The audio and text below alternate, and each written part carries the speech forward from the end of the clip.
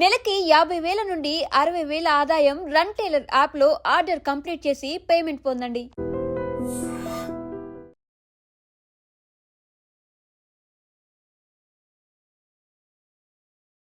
నమస్తే, welcome to I dream. నేను మీ లక్ష్మి. మనతో పాటు డాక్టర్ శ్రీనివాస్ కే సైలస్ గారు కూడా ఉన్నారు. సో ఈ ఇంటర్వ్యూలో మీ అందరికీ ప్రత్యేకంగా ప్రతి ఒక్కరూ తెలుసుకోవాల్సిన విషయం ఏంటంటే వారి వారి అవసరాల నిమిత్తం రిఫ్రిజిరేటర్ సైజ్ కానీ మెయింటెనెన్స్ కోసం లేకపోతే అవసరాల నిమిత్తం మనం దాన్ని డిజైన్ చేసుకోవడం కావచ్చు, చూస్ చేసుకుంటాం, అలాంటిదే కొని తెచ్చుకుంటాం. కానీ ఫ్రిడ్జ్ అనేటప్పటికీ ఏదైనా మిగిలిపోయిన ఆహారం ఉంటే ఒక 2-3 రోజులకు కూడా అది మనం తినడానికి అవకాశం కావాలి అంటే ఇందులో స్టోర్ చేసుకొని తినాలి అనేది కాన్సెప్ట్ మన అందరికీ తెలిసిన విషయమే. అఫ్ కోర్స్ అందరూ ఇదే ఫాలో అవుతుంటారు. కానీ ఈ మధ్య ఫ్రిడ్జ్లో పెట్టినటువంటి నాన్ వెజ్ ఐటమ్స్ తినటం వల్ల చనిపోయారని, మటన్ తిని చనిపోయారని ఇలాంటి వార్తలు మనం చూస్తున్నాం కదా. సో దీనిపైన కూడా చాలా ఇన్ఫర్మేషన్ ఉంది. సో తెలుసుకోవాల్సినటువంటి ఇన్ఫర్మేషన్ ఏంటి అంటే డాక్టర్ శ్రీనివాస్ కే సైలస్ గారు వివరించడానికి మనతో పాటు ఉన్నారు. థ్యాంక్ యూ సార్, నమస్తే. సో జనరల్గా ఫ్రిడ్జ్ అనేటప్పటికీ ఏదో మనకి కొన్ని అవసరాల నిమిత్తం ఒకప్పుడు, కానీ ఇప్పుడు అలా కాదు. అందరూ బిజీ అయిపోతున్నారు. అన్నీ ఇందులో ఇన్స్టెంట్గా ఉంచుకోవాలి అనేది ఒక కాన్సెప్ట్. మిగిలిపోయిన ఆహారం పడే బుద్ధి ఇది జనరల్గా లేడీస్కి. సో ఇందులోనే దాచుకోవాలి అనే కాన్సెప్ట్. ఏంటి సార్ అసలు ఫ్రిడ్జ్లో పెట్టిన ఆహారం తిరిగి మళ్ళీ కుక్ చేసుకొని తినడం వల్ల వచ్చే అనర్థాలు ఏంటి? అందరికీ నమస్కారం. ఫ్రిడ్జ్ అనేది ప్రతి ఇంట్లో ఇప్పుడు నిత్యావసర సరుకులాగా మారిపోయింది. ఎందుకంటే ఫ్రిడ్జ్ లేనిదే ఇల్లు లేదు. కారణం ఏంటంటే ఈరోజు బిజీ లైఫ్లో భార్యాభర్తలు ఇద్దరు ఉద్యోగాలకు వెళ్ళడం కానీ, పిల్లలు స్కూల్కి వెళ్ళడం కానీ, రేపు ఉదయాన్నే ఎర్లీగా స్కూల్ స్టార్ట్ అవుతుంది కాబట్టి ఎర్లీగా ఆఫీస్కి వెళ్ళాలి కాబట్టి ముందు రోజే వారానికి ఒకసారి మనం షాపింగ్ అంతా చేసుకొని లోపల పెట్టుకొని కూరగాయలను తాజాగా ఉంచుకోవడానికి, లేకపోతే ఫుడ్ని ముందే వండుకొని కొంతసేపు తిన్న తర్వాత అది మిగిలిపోయినటువంటి ఫుడ్ని స్టోర్ చేసుకోవడం అనేది ఈరోజు ఇదేమో ఆశ్చర్యకరమైనటువంటి విషయమే కాదు. ఇన్నిటికంటే ముందు ముఖ్యంగా చెప్పాల్సింది ఏంటంటే విదేశాల్లో అయితే ప్రతి ఆదివారం పెట్టుకున్నటువంటి ఫుడ్ని మరలా శనివారం వరకు ఆ ఫుడ్ని తినాలి. కారణం ఏంటంటే అక్కడ విదేశాల్లో ఉద్యోగాలు చేసేవారు ఉద్యోగ సంస్థలు ఎక్కడ ఉంటాయంటే ఒకవేళ ఇక్కడ వీరుంటే హైదరాబాద్ అంత దూరం, విజయవాడ అంత దూరం ఆఫీస్కి వెళ్ళాల్సి వస్తుంది. ఈ ప్రయాణానికి ఎక్కువ సమయం సరిపోతుంది కాబట్టి వారు వారం అంతా ఈ ఫుడ్ని స్టోర్ చేసుకొని తింటారు. ఇక ఈ మధ్య హైదరాబాద్లో ఒక ఫ్రిడ్జ్లో పెట్టినటువంటి మటన్ కూర తిని చనిపోయినట్టుగా చూస్తూ ఉన్నాం. అది ఫ్రిడ్జ్ తప్పని నేను అనుకోవట్లేదు, అది మనుషులు తప్పే. కారణం ఏంటంటే అమ్మా, ఫ్రిడ్జ్లో R164 R600 అనే ఒక గ్యాస్ నింపుతారు. ఓకే, ఇది ఒక్కసారి మనం చెక్ చేద్దాం సార్. జనరల్లీ ఫ్రిడ్జ్ అనేటప్పటికి మనం ఇది డీపర్ అంటారమ్మా, ఇది సెమీ డీపర్ ఇది.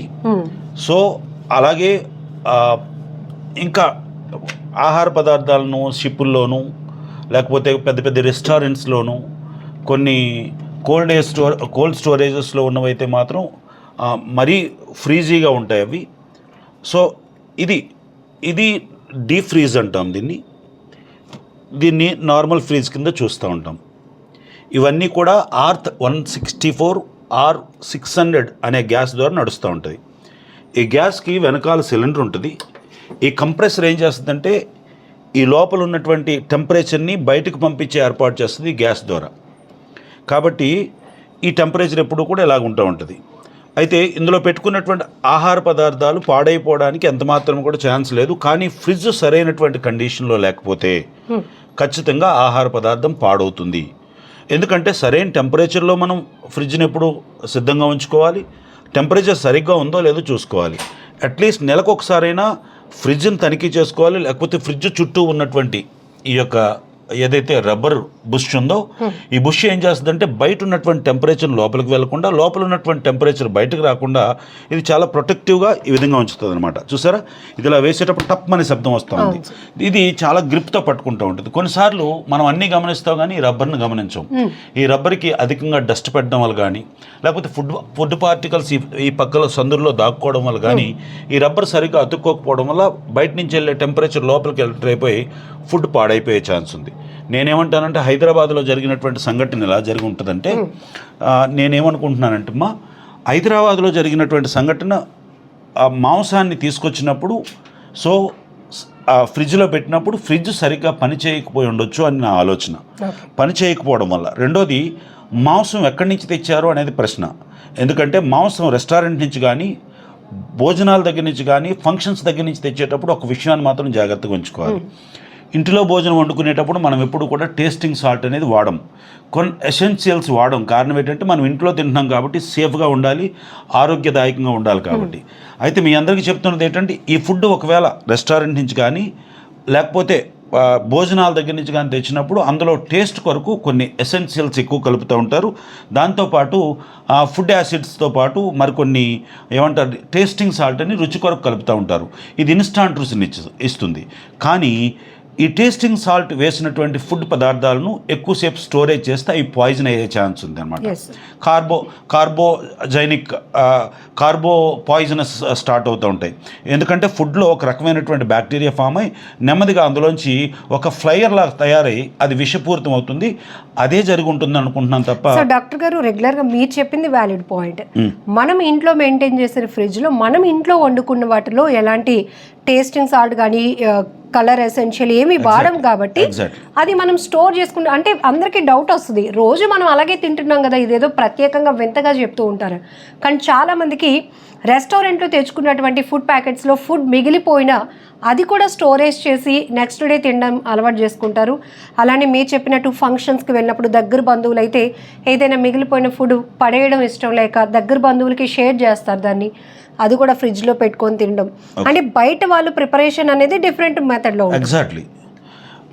ఏదైతే వ్యాపార సంస్థల ద్వారా జరుగుతున్నాయో ఫుడ్ కోర్ట్స్లో కానీ హోటల్లో కానీ లేకపోతే భోజనాలు పెడుతున్న దగ్గర వారు అధికమైనటువంటి టేస్ట్ కొరకు కొన్ని వస్తువులను ఎక్కువగా కలుపుతారు. అందులో ఫుడ్ యాసిడ్స్తో పాటు మరికొన్ని ఎసెన్షియల్స్, అలాగే మనం రెగ్యులర్గా వండుకున్న ఫుడ్లో జీడిపప్పు వేయంగా, కానీ జీడిపప్పు ఎక్కువ శాతం దాంట్లో పౌడర్గా వేస్తారు. జీడిపప్పు కూడా చాలా తొందరగా పాడైపోయే లక్షణం కలిగింది కాబట్టి పప్పు దినుసులు ఏమైనా చాలా తొందరగా పాడైపోయే లక్షణాలు కలిగినవి. అయితే నేనేమనుకుంటున్నానంటే ఒకవేళ అలా పెట్టినప్పటికీ కూడా ఫుడ్ ఒకవేళ పాడైపోయిందా లేదా అని చూసుకోకుండా మీరు ఒకవేళ తినే ప్రయత్నం చేస్తారు, మళ్ళీ వేడి చేసి తినటం, ఖచ్చితంగా వేడి చేయడం అనేది చాలా ఇంపార్టెంట్. వేడి అంటే ఏదో సాధారణమైనటువంటి వేడి కాదు, అది తిరగబడేటట్టుగా దాంట్లో ఉన్న బ్యాక్టీరియా అంతా చచ్చిపోయినంత వరకు కూడా మనం, ఎందుకంటే దైనందినటువంటి జీవితంలో అంత టైం లేదు, వెంటనే మనం భోజనం చేసేయాలి, వెంటనే పరిగెత్తాలి, వెంటనే భోజనాలు అయిపోవాలని చూస్తూ ఉన్నాం. కానీ ఒక ఓవెన్లో వేడి చేసుకోవడం కానీ లేకపోతే ఒక హీట్, అట్లీస్ట్ మనం ఒక ఫ్రిడ్జ్లోంచి ఒక ఐటమ్ తీసాం, మన దగ్గర ఒక కుక్కర్ ఉంటుంది, కుక్కర్ కూడా ఈజీగా కిచెన్లో ఉండే ఆర్టికలే కాబట్టి ఈ కుక్కర్లో ఏం చేయాలంటే కొద్ది నీళ్ళు పోసి ఒక టిఫిన్ బాక్స్లో ఈ ఫుడ్ని పెట్టి ఒక 2 విజిల్ వేయించగలిగితే ఇంకా మంచిది. ఎందుకంటే ఆ ఫుడ్ ఖచ్చితంగా ఒకవేళ పాయిజన్ అయినా అంత ప్రమాదకరమైనటువంటి బ్యాక్టీరియా కడుపులోకి వెళ్లకుండా ఫుడ్ పాయిజన్ కాకుండా ఉంటుంది అనేది నాకు. సార్, బిజీ షెడ్యూల్ ఒకటి, లైఫ్ స్టైల్ చేంజెస్ వల్ల రిఫ్రిజిరేటర్స్ యొక్క ఇంపార్టెన్స్ బాగా పెరిగింది. వాటికి డిమాండ్, సైజ్ ఒక్కొక్కటి అయితే బీరువా స్థాయిలో ఉంటాయి. ఎందుకు అంటే అన్నీ అందులోనే ఉంచుతాం కాబట్టి అది అవసరం అనేది. సో ఏవి ఉంచవచ్చు, ఏవి ఉంచకూడదు? ఆల్రెడీ మనం ఫుడ్ కంటైనర్స్ అనేటప్పటికి ప్లాస్టిక్ మెటీరియల్ వాడకూడదు అంటాం. అదే ప్రమాదం అనుకుంటే మళ్ళీ అందులోనే పెట్టి ఫ్రిడ్జ్లో పెట్టేస్తుంటాం. ఉదాహరణకు ఒక ప్లాస్టిక్ బాటిల్ నాకు చూపిస్తే ఒక విషయం చెప్తాను మీకు. ఉదాహరణకు ఒక ప్లాస్టిక్ బాటిల్తో మనం ఈ డీప్ ఫ్రిడ్జ్లో ఒక వాటర్నో లేకపోతే కూల్ డ్రింక్నో పెట్టాం. ఈ కూల్ డ్రింక్ను పెట్టినప్పుడు ఈ డీప్ ఫ్రిడ్జ్ ఏం చేస్తుందంటే దీన్ని ఐస్ కట్టిస్తుంది. ఐస్ కట్టించినప్పుడు దీంట్లో కొంత గ్యాస్ ఉంటుంది, ఎందుకంటే పూర్తిగా నింపి పెట్టం, ఏమాత్రమైనా మనం ఖాళీగా ఎక్కడో ఖాళీగా ఉంటుంది. సో ఏమవుతుందంటే ఈ ఐసు ఈ లోపల ఉన్నటువంటి వాటర్ని కానీ లేకపోతే లిక్విడ్ని కానీ కంప్రెస్ చేసినప్పుడు ఈ వాటర్ బాటిల్ పగిలిపోయే ఛాన్స్ ఉంది. ఈ బాటిల్లో ఉన్నటువంటి కొంత ప్లాస్టిక్ నీటిలోకి కానీ ఆ పదార్థంలోకి కానీ చేరే ఛాన్స్ ఉంది. ఎట్టి పరిస్థితుల్లో కూడా ప్లాస్టిక్ బాటిల్ని డీప్ ఫ్రిడ్జ్లో పెట్టి తాగడం అంత శ్రేయస్కరం కాదు. ఇంకో మాట చెప్తున్నాను, ఇది ఎప్పటికైనా పగిలిపోయే ప్రమాదం కూడా ఉంది. డీప్ ఫ్రిడ్జ్లో కొంత సమయాన్ని మాత్రమే ఉంచడానికి పనికొస్తుంది తప్ప అంతకంటే ఎక్కువ సమయాన్ని డీప్ ఫ్రిడ్జ్లో ఉంచడం అంత మంచిది కాదు. ఒకటి. రెండోది, ఫ్రిడ్జ్లో పెట్టకూడనటువంటి వస్తువులు ఫ్రిడ్జ్లో పెట్టకూడనివి. మిల్క్ ప్రొడక్ట్స్ అన్నీ ఫ్రిడ్జ్లో పెట్టే తినాలి. కారణం ఏంటంటే మిల్క్ ప్రొడక్ట్స్ చాలా తొందరగా పాడైపోయే ఛాన్స్ ఉంది కాబట్టి మిల్క్ ప్రొడక్ట్స్ అన్నీ పెట్టాలి. ఫ్రూట్స్లో పెట్టకూడనివి ముఖ్యంగా అరటిపళ్ళు, అలాగే కాయగూరల్లో పెట్టకూడనివి బంగాళదుంపలు, ఏమంటారు ఉల్లిపాయలు, ఇలాంటి వస్తువులు ఖచ్చితంగా పెట్టకూడదు. పెట్టి తినడం వల్ల ఏమవుతుందో తెలుసా, చాలా తొందరగా ఫంగస్ ఫామ్ అవుతుంది. మీకు కోవిడ్లో మీకు ఒక అర్థమై ఉంటుంది, బ్లాక్ ఫంగస్ అంటారు. బ్లాక్ ఫంగస్ ఫామ్ అయ్యే ఛాన్సెస్ ఉన్నాయి. ఒక్కోసారి టొమాటోలు కూడా సరిగ్గా చూసుకోకపోతే టొమాటోల్లో కూడా బ్లాక్ ఫంగస్ ఫామ్ అవుతుంది. ఎందుకంటే అందులో పులుపు శాతం ఎక్కువ ఉంటుంది కాబట్టి చాలా తొందరగా బ్లాక్ ఫంగస్ ఫామ్ అవుతుంది. ఒకవేళ పొరపాటున ఉడకబెట్టుకొని తింటే పర్వాలేదు, కానీ కొంతమందికి పచ్చి టొమాటో తినే అలవాటు ఉంటుంది. అప్పటికే అందులో బ్యాక్టీరియా ఫామ్ అవుతే అది చాలా తొందరగా ఫుడ్ పాయిజన్ అయ్యే ఛాన్స్ ఉన్నాయి. అలాగే ఎక్కువ రోజులు నిల్వ ఉంచకూడనివి, ముఖ్యంగా ఎక్కువ రోజులు నిల్వ ఉంచకూడదు. డీప్ ఫ్రిడ్జ్లో అయితే మటన్ లాంటిది, చికెన్ లాంటిది ఒక వారం రోజుల పాటు సేఫ్గా డీప్ ఫ్రిడ్జ్లో ఐస్ కట్టినంతగా ఉంచగలిగితే మంచిది. కట్టిన తర్వాత కూడా వెంటనే ఐస్ కట్టినటువంటి ఆ ఫుడ్ని తీసుకెళ్ళి వెంటనే వేడి దాంట్లో వేయకూడదు. అది కొంతసేపు 2 hours 1 hour అది ఐస్ గడ్డ కరిగిపోయినంత వరకు మనం బయట ఉంచుకోవడం వల్ల దాని మీద ఉన్నటువంటి ఆ బ్యాక్టీరియా ఫార్మేషన్ తగ్గుతుంది. కొంతవరకు ఆక్సిజన్తో మిక్స్ అయ్యి అది మంచి ఆహారంగా మారే ఛాన్స్ ఉంటుంది. అది విషయం. అయితే శాశ్వత కాలం పెట్టకూడదు. మష్రూమ్ ఎక్స్పైరీ డేట్ కంటే మనం ఎట్టి పరిస్థితుల్లో కూడా ఎక్స్పైరీ డేట్ అయిపోయిన తర్వాత మనం ఫ్రిడ్జ్లో ఉంచి తినడానికి అసలు హక్కే లేదు. రెండోది పన్నీర్ని అసలు ఎట్టి పరిస్థితుల్లో కూడా ఎక్స్పైరీ డేట్ అయిన తర్వాత ఫ్రిడ్జ్లో పెట్టినా సరే ఎక్స్పైరీ డేట్ అయిపోయిన తర్వాత దాన్ని పడేయడం శ్రేష్టం తప్ప దాన్ని తినడం వల్ల 90% ఫుడ్ పాయిజన్ అయ్యే ఛాన్స్ ఉంది. అయ్యో అది కాస్ట్లీ వస్తువు కదా, పాడైపోద్దని వండుకొని తిందాం అనుకుంటే ఖచ్చితంగా దానివల్ల అధిక ప్రమాదం. అసలు నాన్ వెజ్ కంటే చాలా తొందరగా ఫుడ్ పాయిజన్ అయిపోయే పదార్థాల్లో పన్నీరు, పాల పదార్థాలు చాలా తొందరగా పాడైపోతుంటాయి. కాబట్టి ఇలాంటి వాటిని మనం జాగ్రత్తగా ఉంచుకోవాలి. సో దేనికి ఏ పర్పస్లో ఏవి ప్రిజర్వ్ చేసుకోవచ్చో అవి మాత్రమే మాత్రం వండుకొని ఎప్పటికప్పుడు తినేయడం అత్యంత శ్రేయస్కరం, ఆరోగ్యకరమైనటువంటి సూత్రం. ఒకవేళ ఏ కారణం చేతైనా మీరు ఫుడ్ మిగిలిపోయి దాన్ని ఇవ్వడానికి వీలు కాకుండా అది చాలా విలువైనటువంటి భోజనం అనుకునేటప్పుడు దాన్ని సరైనటువంటి స్టీల్ పాత్రలో భద్రం చేసి దానికి మూత పెట్టి ఫ్రిడ్జ్లో పెట్టాలి. ఫ్రిడ్జ్లో పెట్టే ముందు మీ ఫ్రిడ్జ్ ఎలా పనిచేస్తుందో ఖచ్చితంగా చెక్ చేసుకోవాలి. సరైనటువంటి టెంపరేచర్ మెయింటైన్ అవుతుందా లేదా, కంపరేచర్ ఎలా ఉంది. ఎప్పుడు కూడా ఫ్రిడ్జ్ని మనం ఎప్పుడు చూడాల్సింది ఫ్రిడ్జ్ పనిచేస్తుందో లేదో చూడాల్సినటువంటి బాధ్యత. ఇలా తడిగితే ఇక్కడ చాలా వేడిగా తగులుతూ ఉంటుంది. ఇప్పుడు ఫ్రిడ్జ్ పనిచేస్తున్నట్లు లెక్క.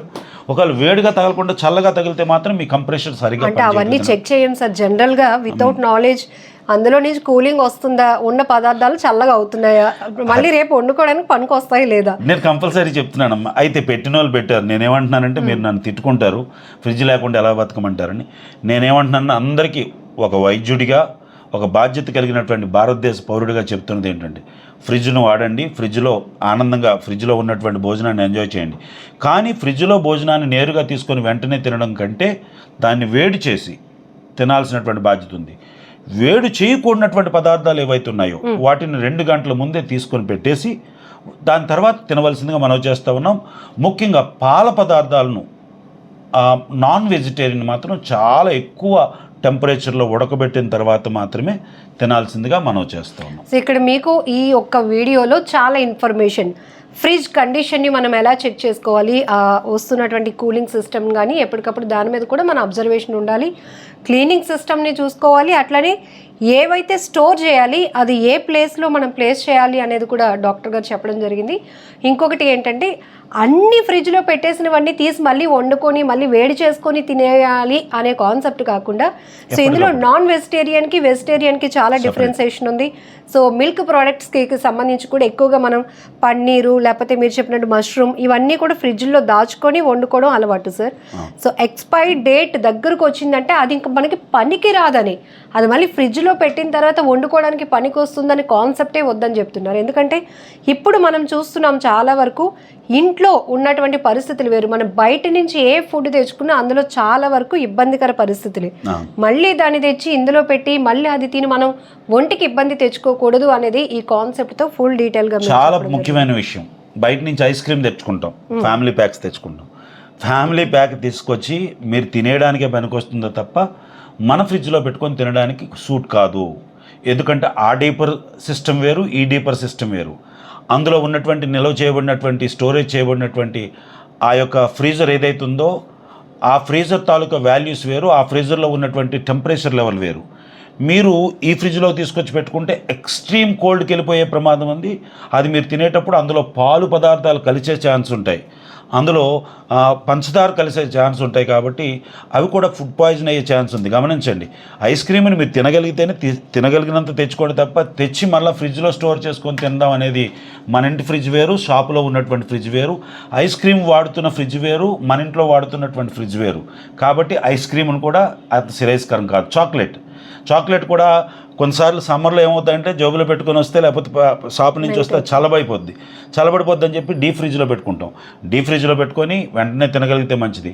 అది 10-15 రోజులు ఉన్న తర్వాత దాన్ని తినడం జరిగితే అందులో విపరీతమైనటువంటి ద్వీప్ కణాలు, చాకోస్ ఉండడం వల్ల అది పురుగు పట్టే ఛాన్స్ ఉంది. ఎందుకంటే టెంపరేచర్ను కూడా పురుగు పట్టే ఛాన్సెస్ ఉంటాయి, టెంపరేచర్లో కూడా బతకగలిగే ఛాన్స్ ఉంటాయి. అలాగనుకుంటే మన ఫ్రిడ్జ్లో ఉన్న వాటికి పురుగు పట్టదు అనుకుంటే హిమ ప్రాంతాల్లో పురుగులు లేకుండా ఉండాలి కదా. ప్రతి దానికి ఒక జాతి తాలూకా ఆ బ్యాక్టీరియా ఫామ్ అయ్యి అందులో బతకగలిగే పురుగులు కూడా పెరుగుతాయి. గమనించండి.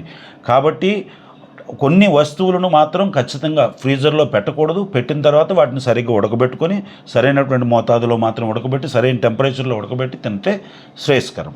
హైదరాబాద్లో జరిగినటువంటి సంఘటనలో నేను అంటాను, ఫ్రిడ్జ్ తప్పు కాదు. ఫ్రిడ్జ్ సరైనటువంటి టెంపరేచర్ లేకపోయి ఉండొచ్చు, వారు తీసుకున్నటువంటి ఫుడ్ ఫ్రిడ్జ్లో పెట్టిన తర్వాత పాడైపోయి ఉండొచ్చు. దాన్ని వేడి చేసుకోకుండా కుటుంబ సభ్యులు ఎవరైతే తిన్నారో అది కొన్ని కడుపులో ఉన్నటువంటి గట్ హెల్త్ సరిగ్గా బాగోకపోవడం వల్ల, జీర్ణ వ్యవస్థ సరిగ్గా బాగోకపోవడం వల్ల, వారికి అప్పటికే గ్యాస్ట్రిక్ లాంటి సమస్యలు ఒకవేళ ఉండడం వల్ల, డియోడినల్ పెప్టిక్ అల్సర్స్ ఉండడం వల్ల, ఆ ఫుడ్ అరగడానికి సరైనటువంటి పెప్సిన్స్ లేకపోవడం వల్ల, డైజెస్టివ్ సిస్టమ్ సరిగ్గా లేకపోవడం వల్ల అది కాస్త ఫుడ్ పాయిజన్ అయ్యి ఆ వ్యక్తి మరణానికి దారితీసి ఉండొచ్చు తప్ప ఫ్రిడ్జ్ ఎప్పుడు తప్పు చేయదు. మానవులమైనటువంటి మనమే తప్పు చేస్తూ ఉంటాం. Thank you sir, valid information. నమస్తే. నిజంగా ప్రస్తుతం ఉన్నటువంటి సమాజం దేనికి ప్రయారిటీ ఇస్తుంది?